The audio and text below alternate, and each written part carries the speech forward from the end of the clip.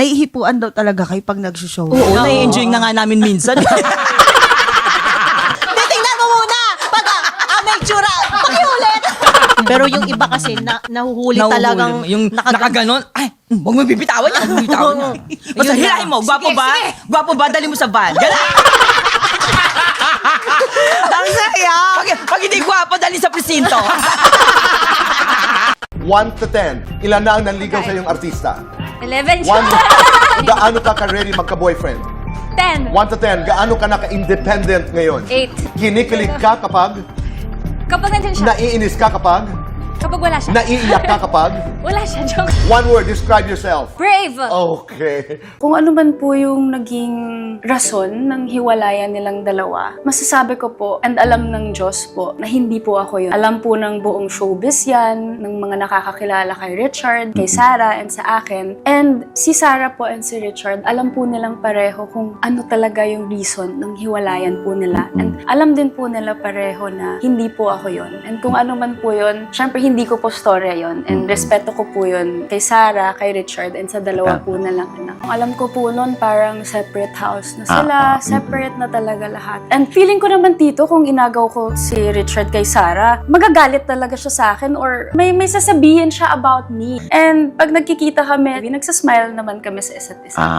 Yung pinakamalalang bashing sa akin is ito po talaga. Yung relationship ko po with Chard talaga. At dito po yung medyo na-depress po talaga ako. Yung hindi po ako makapagsalita nung time na yun. Hinahayaan ko lang po yung panahon na makapag-forgive sila sa isa't isa, na gumaan yung loob ng mga taong involved. Kasi if magsalita po ako, baka may mag-react. Tsaka makadagdag magulo. ka pa. And hindi po to simpleng relasyon na kami-kami lang, may mga batang maaapektuhan. Ayoko rin pong mag-iba yung tingin ng mga bata sa akin if may sasabihin ako. And honestly, tito, nagagalit ako noon. Kasi alam ko sa sarili ko na wala naman akong inagaw. Pero bakit ganito? Nung time na yun, parang hindi ako pwedeng sumagot kasi may mas malaking responsibilidad. May mga batang lumalaki na dapat yung mindset nila maayos.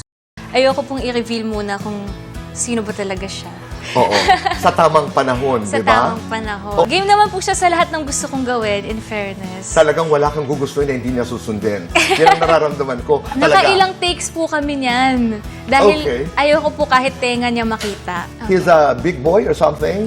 Yes. Big guy, okay? So he's tall. He's tall. Hindi lang po halata sa video kasi medyo crouch down siya para nga hindi kita yung mukha niya. So ito ba'y Filipino o foreigner? Pinoy. Pinoy. Artista o non-showbiz? Nasa showbiz siya, pero hindi lang showbiz yung ginagawa niya. Meaning? Kumbaga, hindi lang siya public figure. I mean, parang may iba pa po siyang skill. Siya ba'y mestizo moreno? Hindi ko sasabihin po. Pero sasabihin ko yung age. Sasabihin ko Yung age. 22 to 24. Ito ba'y taga-GMA? Secret, I don't want to say. Paano kayo nagkakilala? Dahil din po sa showbiz, actually. May kinalaman sa showbiz. May kinalaman sa showbiz. 1 to 10, ang chances niya para sagutin mo. 10, 11, joke. Ganda yun. Bulong mo nga sa akin yung umpisa lang ng pangalan. Ayoko dito eh. Ilapit mo kay God yung mga anak mo. Ipakilala mo sa kanila si Jesus. Kung paano ko pinakilala at binibrainwash ka nung bata ka about God, about Jesus, sana gawin mo yun sa mga anak mo kasi yun lang ang panghahawakan nila hanggang sa tumanda sila. Na yun ang magiging anchor ng buhay nila na kahit anong mangyari, kahit anong pagdaanan, as long as you have Jesus in you, in your life, you will be okay.